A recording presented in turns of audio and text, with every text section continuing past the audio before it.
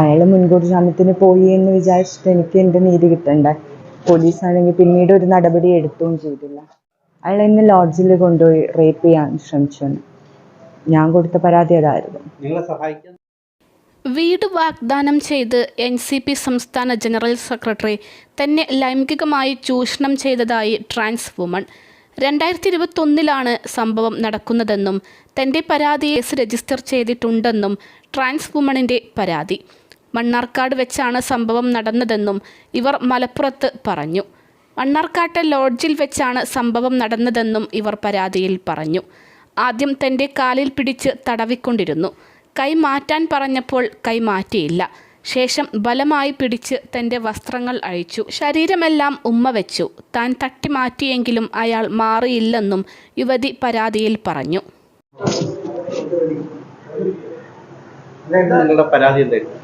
ഞാൻ ഇവിടെ മണ്ണാർക്കാട് എന്നെ ഒരു ആൾ റേപ്പ് ചെയ്യാൻ ശ്രമിച്ചിട്ട് കംപ്ലൈൻറ്റ് കൊടുത്തായിരുന്നു.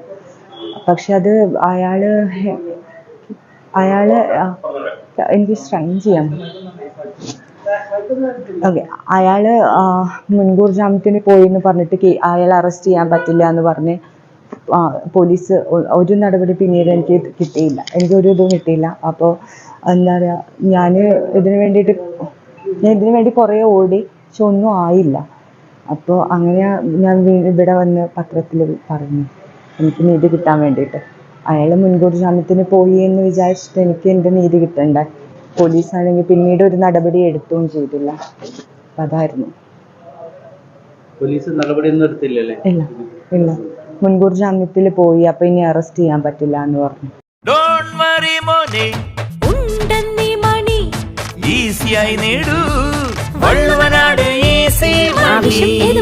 പണം ഞങ്ങൾ തരും.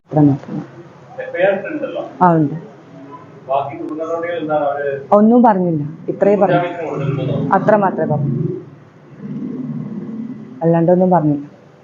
പിന്നെ എന്നെ വിളിച്ചിട്ട് അയാൾ എന്നെ ലോഡ്ജിൽ കൊണ്ടുപോയി റേപ്പ് ചെയ്യാൻ ശ്രമിച്ചു. ഞാൻ കൊടുത്ത പരാതി അതായിരുന്നു. അതെ, എന്നെ ഹെൽപ്പ്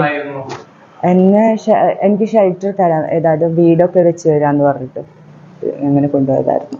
പക്ഷെ എനിക്ക് അറിയില്ലായിരുന്നു അയാൾ എങ്ങനെ ചെയ്യുന്നുള്ളത്. ഇല്ല, ഞാൻ ഫസ്റ്റ് ടൈമാണ്, ആദ്യമായിട്ടാണ്. ഒന്നും തന്നില്ല. എനിക്കൊന്നും പിന്നീട് ഞാൻ അയാളെ കോണ്ടാക്ട് ചെയ്യാനൊന്നും ചെന്നില്ല. അതായത് എനിക്ക് ഇങ്ങനെയൊക്കെ ഒരു അനുഭവം ഉണ്ടായപ്പോൾ ഞാൻ അവിടുന്ന് പോരുകയോ ചെയ്തത്. പിന്നീട് ഞാൻ അയാളെ കോണ്ടാക്ട് ചെയ്യുകയൊന്നും ചെയ്തില്ല. ഞാൻ അയാളെ കണ്ടിട്ടും ഉണ്ടായിരുന്നില്ല. ഇതുവരെ ഈ നിമിഷം വരെ ഞാൻ കണ്ടിട്ടില്ല.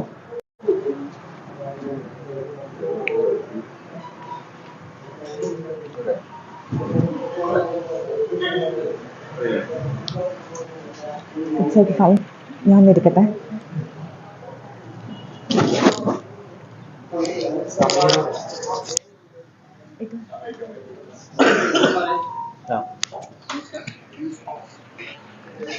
അൽസലാമ ഐ ഹോസ്പിറ്റൽ 21 ലക്ഷത്തോളം സന്തുഷ്ടരായ ഉപഭോക്താക്കളും 2 ലക്ഷത്തോളം തിമിര ശസ്ത്രക്രിയകളും പൂർത്തിയാക്കിയ മലബാറിലെ ഏക കണ്ണാശുപത്രി. ലോകോത്തര നിലവാരമുള്ള ചികിത്സാ സംവിധാനങ്ങൾ, എല്ലാ നേത്രരോഗ ചികിത്സാ സൗകര്യങ്ങളും വിദഗ്ധരായ ഡോക്ടർമാരുടെ മേൽനോട്ടത്തിൽ.